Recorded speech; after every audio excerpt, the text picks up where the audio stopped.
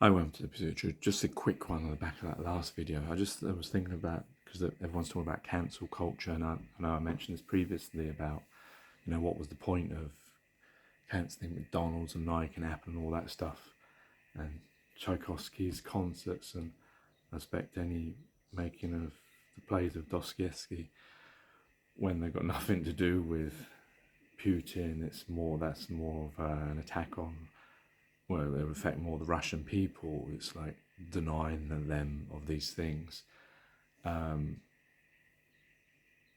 what I was thinking of is to do with the bias, to test you on your, whether you, because obviously most people would probably think that they don't have the bias, and they, they're right to hate Russia to the extent that they do. And yeah, obviously Putin, what he's doing, I'm against the war in Ukraine, but the idea of that you're accepting the removal of Nike and McDonald's and Tchaikovsky and Dostoevsky and anything to do with Russia,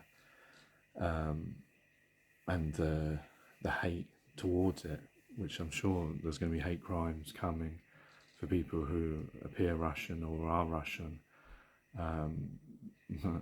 because of this media and these unprecedented sanctions. And I was wondering if it was Iraq and Afghanistan and America, Kofi Annan said afterwards that the war was illegal. We all know that there were no weapons of destruction, and we were lied to, and it wasn't really about protecting America or the West from Iraq and Afghanistan. That's laughable. That was the excuse, and millions of people decided to go and kill people for that and support it, and probably still support it to this day.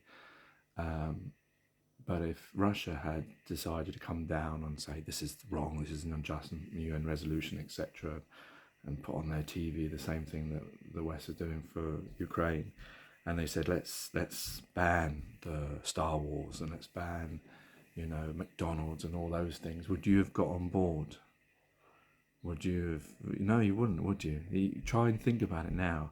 If they told you no more American movies, no more American sitcoms, no more Nike, no more McDonald's, no more iPhone, would you have taken part in it? But you support it the other way round, don't you? It's interesting when you think about that, how you instantly rebel against the idea of, well, there's nothing wrong with American movies and all that kind of stuff, and to cancel it or to remove it, to sanction it. What does that solve? What does that do? But you don't mind when it's against Russians, because somehow it's acceptable in your mindset that it's okay to do it against Russians, because you've been programmed to believe that Russians aren't like you or me, but yet they are. Because what are they? They're human beings. Yeah, may have different, every culture, every place has variations of ideas and thoughts, but most of us are very, very similar, as works of literature and music would prove. So it's just interesting how people will support some of these things that have no real effect on Putin, no effect on his regime. Sorry, I shouldn't use that word because it's a loaded word. But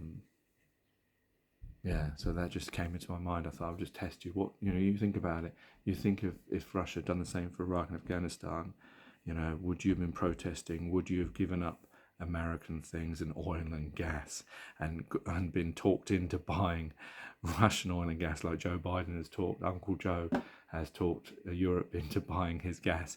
It's interesting how out of a war some people are going to financially gain from this. And I don't know what's going to happen with all the reserves, all the money, all the oligarchs and all that stuff that they suspended. What happens to all that money? Where does it all go? Does it go into the coffers of the governments that where it's stored? That's a lot of money coming. I don't know what happens to that. But yeah, it's a shame. But the innocent people in Ukraine, they're ones dying while these games of humanity are being played. Take care, do your best, and peace.